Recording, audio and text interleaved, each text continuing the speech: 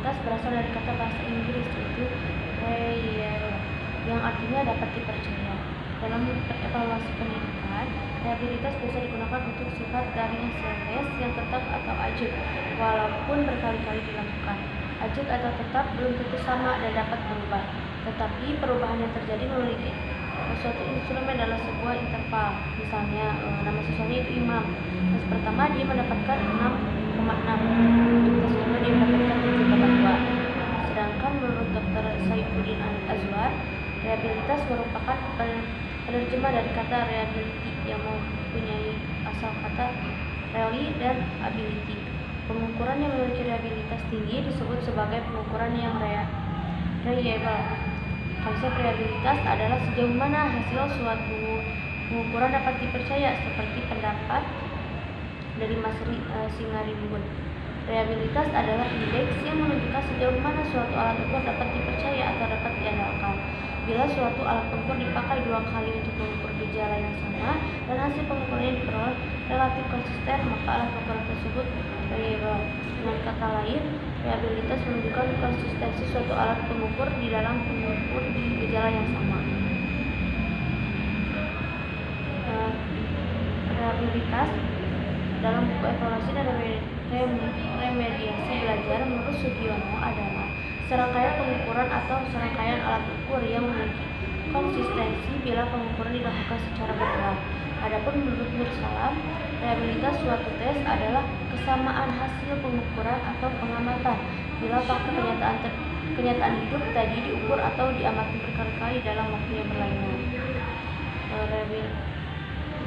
Reliabilitas hubungan dengan konsisten hasil pengukuran. Reliabilitas dipengaruhi oleh cakupan instrumen penilaian. Misalnya, suatu instrumen tes yang mencakup sasaran belajar dan butir yang terbatas memiliki reliabilitas yang lebih rendah dibanding dengan tes yang mencakup sasaran belajar yang lebih luas dengan jumlah butir yang lebih banyak. Dapat disimpulkan, reliabilitas tes merupakan suatu alat ukur yang digunakan untuk mengetahui konsistensi pengukuran tes yang hasilnya menunjukkan keajikan atau konsisten setelah berulang kali diujikan. Seorang dikatakan dapat dipercaya apabila orang tersebut berbicara konsistensi, tidak berubah-ubah pembicaranya dari waktu ke waktu. Dalam tes, pentingnya diamati keajikan dan kepastian tes tersebut dilihat dari hasil tes yang didapat. Mungkin itu saja yang dapat saya sampaikan. Terima kasih.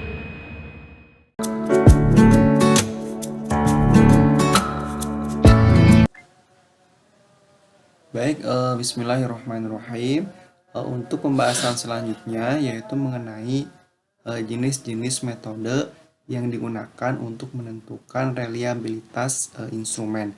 Nah, jenis-jenis metode yang digunakan dalam menentukan reliabilitas instrumen itu kan instrumentasi itu dibagi menjadi dua. Yang pertama itu adalah test retest, yang kedua adalah ekuivalen. Untuk yang pertama, reliabilitas test retest, yang pertama itu atau bisa disebut sebagai stabilitas gitu kan, memiliki makna itu adalah derajat yang menunjukkan konsistensi hasil sebuah tes dari waktu ke waktu. Ya, dengan kata lain, bahwasanya kita atau sebagai tenaga pendidik atau guru tertarik dalam mencari kejelasan bahwa skor seorang mencapai suatu tes pada waktu tertentu adalah sama hasilnya. Ya, ketika orang tersebut dites kembali gitu kan, dites ulang dengan tes tersebut. Nah, reliabilitas tes retest ini dapat dilakukan dengan cara atau langkah-langkah. Yang pertama itu adalah menyelenggarakan tes pada grup yang tepat sesuai dengan yang sudah direncanakan.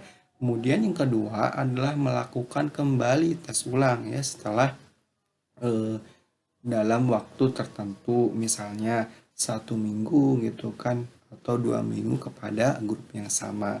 Jadi jedanya itu, intervalnya itu bisa 1 minggu, 2 minggu, atau bahkan kemudian 1 bulan. Nah, kemudian langkah yang terakhir itu adalah korelasikan hasil tes tersebut dengan tes yang pertama gitu kan. Nah, untuk lebih jelasnya, untuk lebih detailnya gitu kan mengenai pelaksanaan metode ini adalah yang pertama misalkan ya, pada bulan Mei disajikan bentuk tes pendidikan agama Islam kepada peserta didik kelas 12 SMA misalnya. Kemudian setelah beberapa waktu, jeda beberapa waktu, misalnya pada bulan Juni dilaksanakan kembali, disajikan kembali tes pendidikan agama Islam tersebut kepada peserta didik kelas 12 SMA yang sama gitu kan. Nah, kemudian skor perolehan yang dihasilkan di tes kedua itu kemudian dikorelasikan gitu kan. Korelasi skor tes yang pertama dengan skor tes yang kedua digunakan untuk mengestimasi reliabilitas tes. Korelasi yang digunakan yang digunakan adalah korelasi produk momen. Jika koefisien kelasnya tinggi, maka reliabilitas tesnya juga tinggi gitu kan. Nah, tetapi tidak bisa dipungkiri juga bahwasanya reliabilitas tes retest itu memiliki beberapa permasalahan atau kelemahan, terutama pada tenggang atau interval waktu yang diambil untuk melakukan tes pertama dan kedua gitu kan. Jika terlalu pendek, ya artinya jeda waktunya itu jika terlalu pendek, maka siswa memiliki kesempatan untuk mengingat jawaban dalam tes tersebut. Dan jika terlalu panjang waktunya, kemampuan siswa mungkin sudah bertambah. Untuk bagian yang kedua yaitu mengenai reliabilitas dalam bentuk ekuivalensi. Nah, untuk reliabilitas dalam bentuk ekuivalensi ini memiliki pengertian bahwa mengadakan dua tes dalam waktu yang berbeda dengan soal yang berbeda secara item, tetapi tetap sama secara karakteristik. Nah, karakteristik yang dimaksud di sini itu adalah jumlah item, kemudian struktur item, cara scoring, interpretasi, dan tingkat kesulitan, semuanya harus sama. Nah, cara praktiknya atau cara implementasinya hampir sama dengan tes retest, tetapi hanya kemudian berbeda pada soal yang diteskan atau diujikan. Nah, dalam reliabilitas bentuk ekuivalensi ini memiliki permasalahan atau kelemahan yang dihadapi adalah sulitnya membuat soal dengan karakteristik yang sama persis sehingga memungkinkan terjadinya kesalahan dalam pengukuran.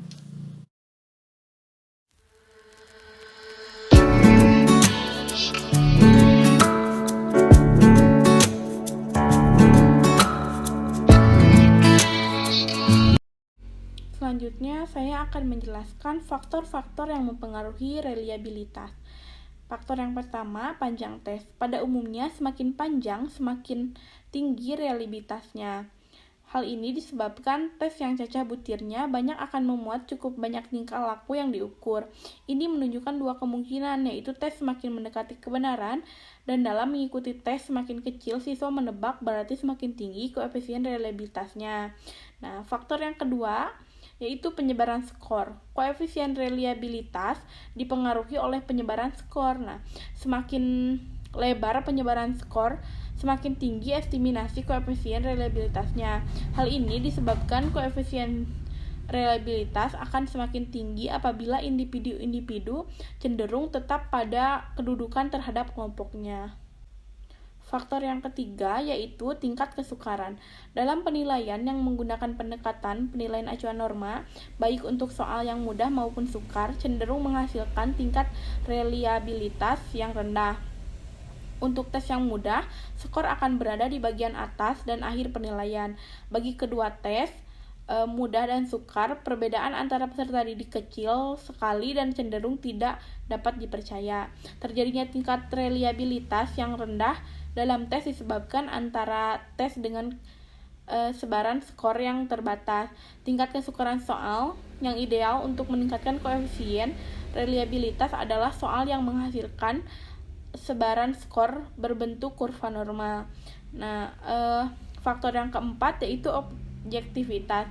Suatu tes menunjukkan seberapa jauh dua orang mempunyai kemampuan yang sama mendapatkan skor yang sama.